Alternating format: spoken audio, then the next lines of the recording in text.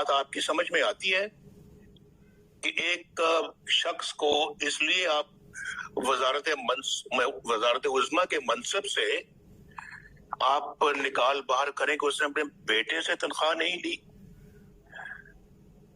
कि उसके पास एक इकामा था, और इकामा भी मुझे क्या जरूरत थी भाई इकामे की?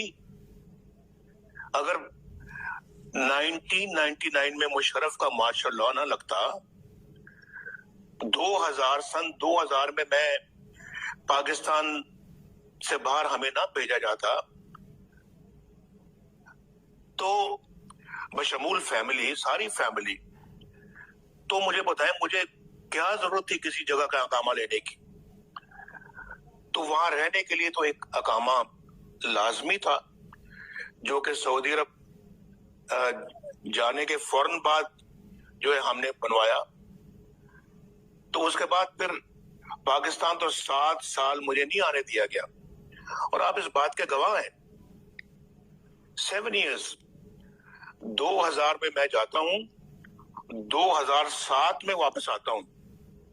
पहले आने की कोशिश की, एयरपोर्ट को सील कर दिया, पिंडी शहर को सील कर दिया, सारी सड़कों को सील कर दिया, आप लोगों को घरों में नजर बंद कर दिया, आप लोगों को एयरपोर्ट पे नहीं आने दिया।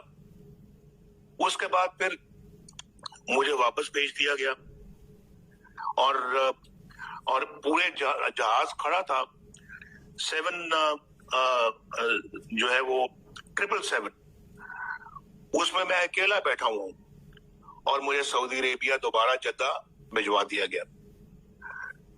और फिर जाहिर फिर मुझे कहते हैं कि इकामा क्यों था आपके पास? तो क्या मैं इकामा के बगैर फिर मैंने बाहर रहना था? तो मैंने उससे पहले तो जिंदगी में कभी मेरे पास कोई इकामा नहीं था।